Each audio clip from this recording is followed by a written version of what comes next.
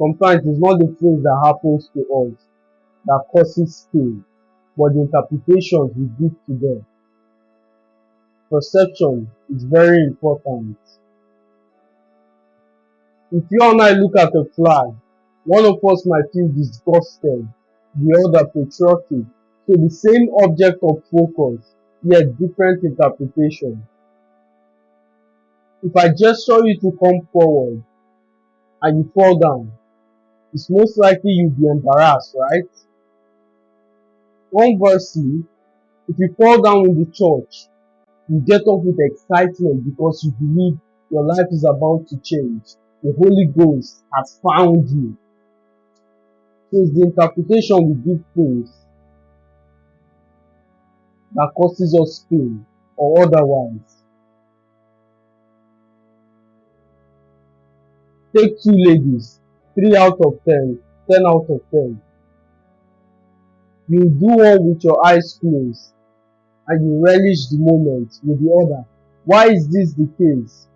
Because although the same point of intimacy, your mind tells you one is more desirable, therefore you should enjoy the moment more.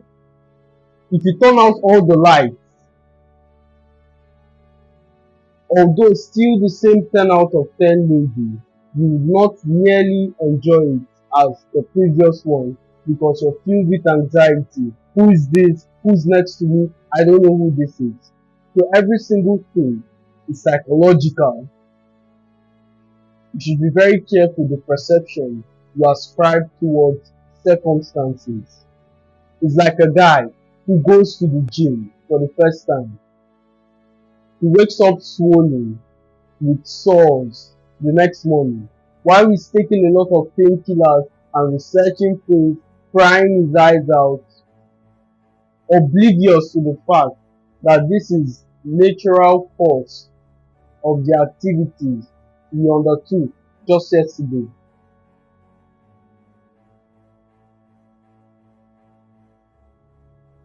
It ties back to a fundamental point, which is ignorance. I've seen people live like lesser human beings because of ignorance. Ignorance impedes your life. And in fact, it is better to ask questions and feel foolish and skilled as opposed to stand in pride and let other people come and meet you there. Ignorance.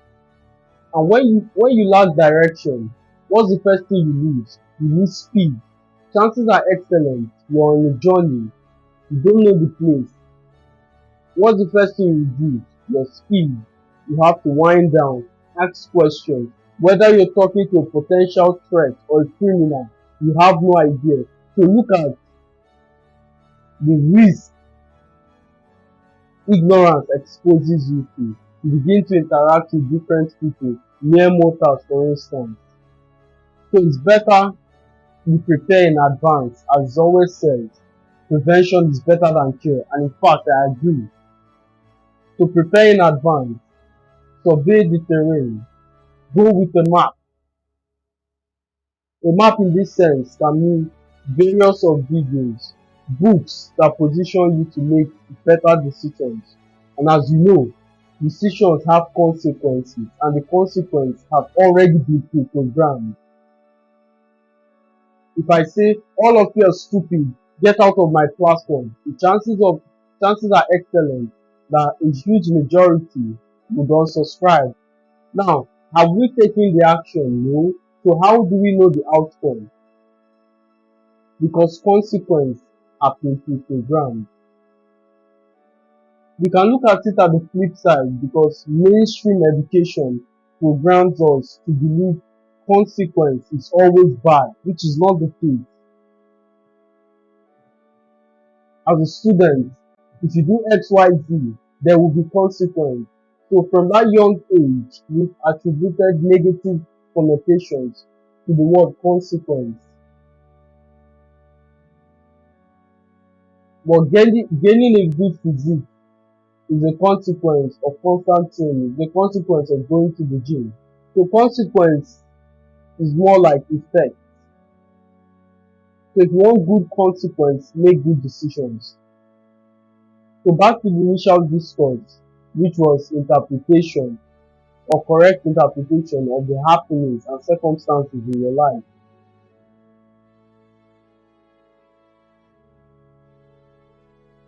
One of the best ways to interpret things perfectly is to increase your mindset. Attack the root. Attack the helm, not the ship. If you want to direct a ship towards a certain path, you do not push the ship. All you need to do is to find the helm, and it will be easier. Majority of you have been trying to change your situation by pushing the ship, by doing the logical things, by taking away lack, through buying an extra Gucci belt, getting the latest iPhone series. All that will give you temporary dopamine before you find yourself in that state of lack and pursuing the next shiny thing. It's a bad place to be in.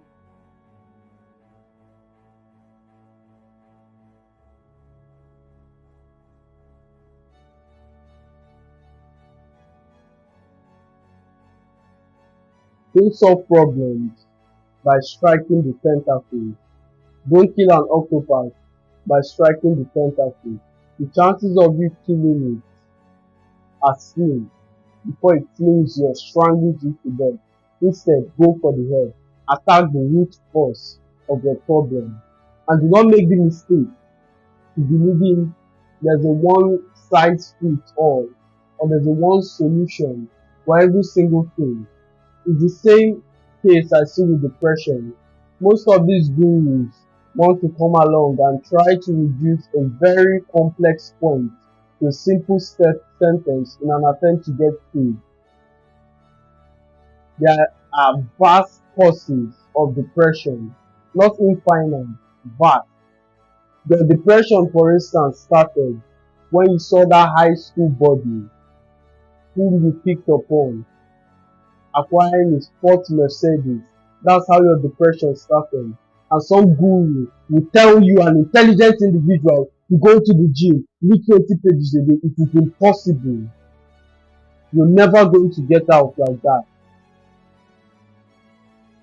There are various solutions, various causes for depression. So for the sake of time, I believe you've understood reframing the things and circumstances in your life is more important than the circumstance. That's what causes us pain.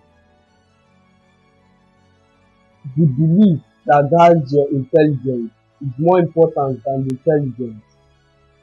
Belief is the thermostat that regulates what you achieve in life. Belief is the thermostat that regulates what you achieve in life. As always, my friend, it's a pleasure speaking to you. I'll see you in the next one.